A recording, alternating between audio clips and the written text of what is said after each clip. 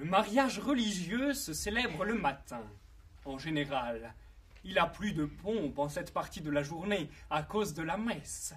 Tout le monde est beaucoup plus en forme, on vient juste de se lever, on a bonne mine. Le père et la mère de la mariée reçoivent leurs invités au salon. Le marié, quant à lui, a précédé tout le monde, en compagnie de ses parents. Ils sont arrivés aux aurores. La jeune épousée, elle, ne paraît qu'au dernier moment. Elle descend l'escalier, portant à la main le dernier bouquet blanc que lui adressa le matin celui qui est déjà son mari, de par la loi civile.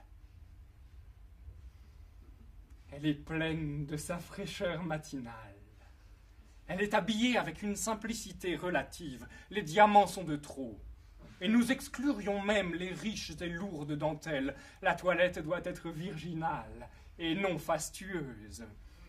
Une robe de satin à longs plis en hiver, draperie aérienne de soyeuse mousseline des Indes en été, guirlande parfumée des fleurs de l'oranger mêlées aux roses blanches et myrtes. N'est-ce pas la plus adorable des parures sous le nuage du voile?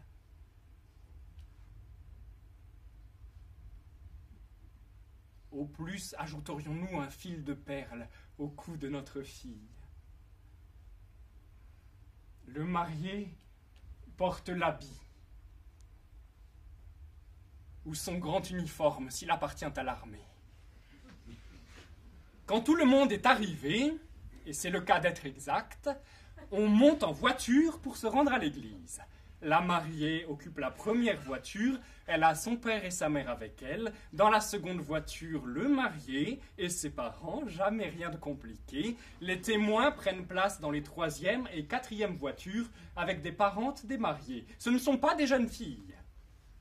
Les jeunes filles, d'une manière générale, doivent être à part, protégées et habilement encerclées. Je n'insiste pas. Les autres invités s'arrangent des autres voitures, je ne saurais tout prévoir. On doit, autant que possible, ce jour-là, au moins, on peut faire un effort, on doit associer une personne de la famille ou des amis de la mariée à une personne de la famille ou des amis du marié. Tout cela se combine d'avance, car combine et rien d'autre. Mais là encore, il y a une règle à observer. Les jeunes filles ne montent pas, même à deux, dans une voiture où elles seraient seules avec des hommes qui n'appartiendraient pas à leur proche parenté.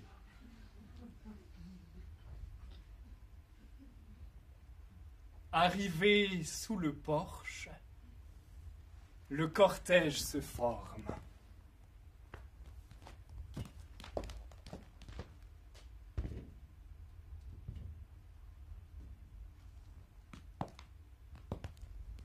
La mariée, au bras de son père, le marié, avec sa mère, la mère de la mariée, conduite par le père du marié, les demoiselles et les garçons d'honneur, les témoins et les dames avec lesquelles ils sont venus en voiture, les jeunes filles derrière.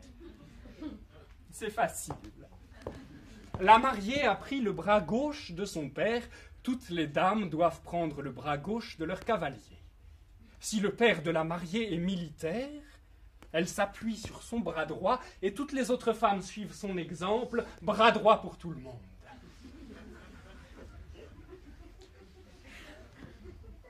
À l'entrée de la mariée, tous les invités à la messe se lèvent.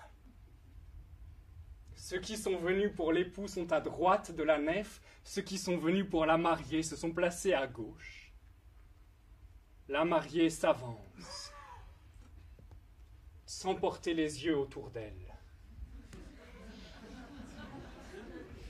Elle marche droit vers ce qui l'attend.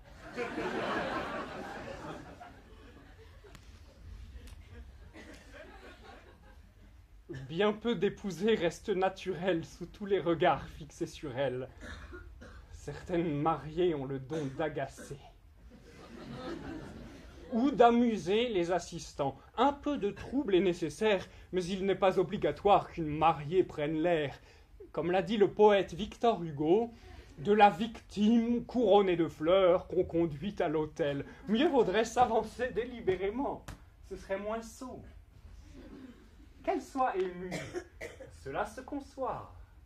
Heureuse et un peu effrayée, on l'espère, mais si elle est bien élevée, si elle possède une dose suffisante de tact, en un mot, si elle n'est pas trop gourde, elle évitera aussi bien les airs assurés que les airs penchés.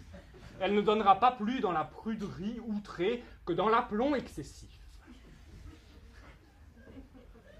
Le père de la mariée l'a conduite à sa place, le prie-dieu placé à gauche et auprès duquel brûle un cierge.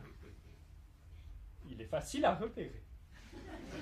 Le marié vient s'agenouiller auprès d'elle sur l'autre prie-dieu. C'est plus simple encore pour lui.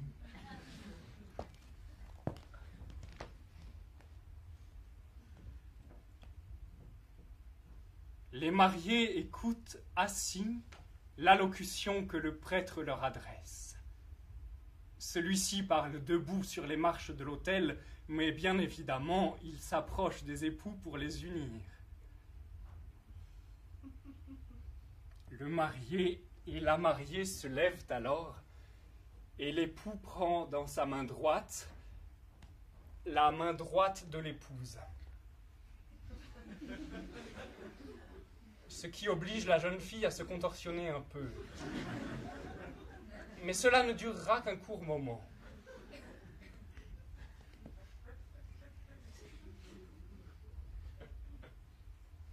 Aux questions que l'on sait, prenez-vous pour femme, etc. Ils répondent oui. Ils ne désunissent pas leurs mains pour s'agenouiller sous la bénédiction du prêtre et l'aspersion. Car aspersion. Si on a bien voulu s'exercer chez soi, s'agenouiller à deux en se tenant main droite dans main droite sous aspersion d'eau n'est pas si difficile.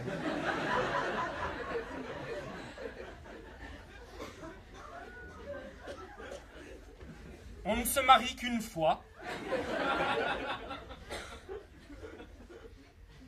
Et tout n'est jamais que question de volonté. La célébration terminée, on passe à la sacristie pour signer l'acte de mariage et recevoir les félicitations des invités. La mariée sort de l'église au bras de son mari, son père offre son bras à la mère du marié, le père du marié offre son bras à la mère de la mariée, tout le monde peut suivre, il suffit de comprendre le principe, on fait des échanges d'une famille à l'autre, et ensuite on décline, ce n'est pas compliqué, un membre masculin d'un côté avec un membre féminin de l'autre, et ainsi de suite, etc. Bon...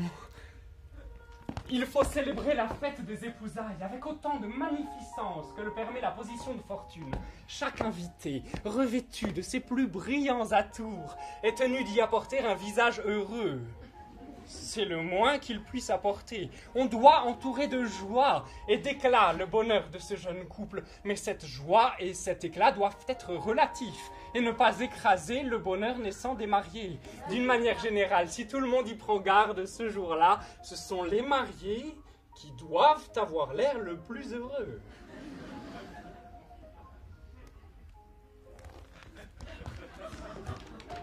Nous voudrions des danses aux noces, ne fût-ce qu'une sauterie.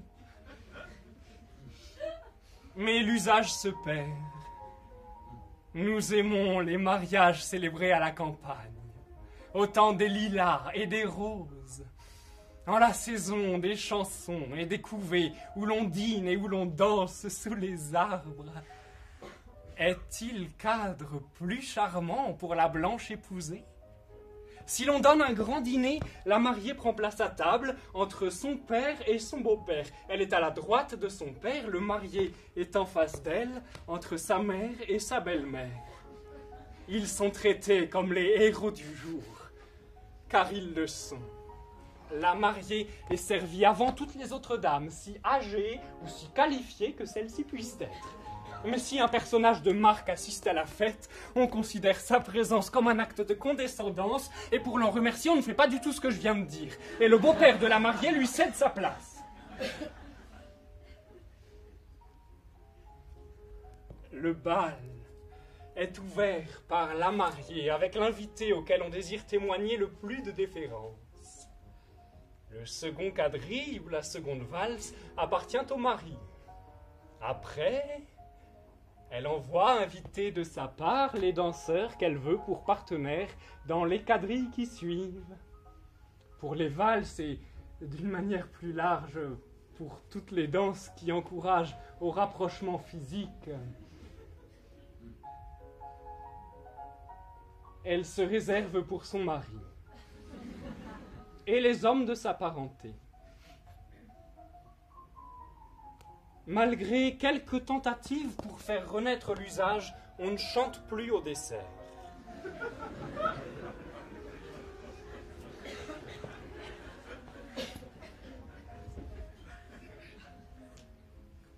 On ne se met plus immédiatement en route pour le voyage de noces, comme on faisait il y a quelques années. On ne veut plus gaspiller ses premières heures de la vie à deux sur les voies ferrées, dans l'hôtellerie banale et encombrée, où l'on a 1000 petits ennuis à subir, et où les caractères se heurtent parfois dès le premier instant, par suite de l'une de ces contrariétés qui sont inévitables en voyage. On aura bien le temps de se chamailler, de se dévorer les poux dans la tête plus tard. On peut attendre un jour ou deux.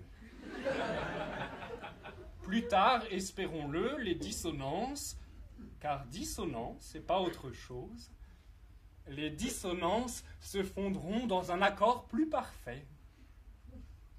C'est le bon sens, compagnon inséparable du bon goût, qui fixe le moment du voyage de noces, 6 semaines après le mariage.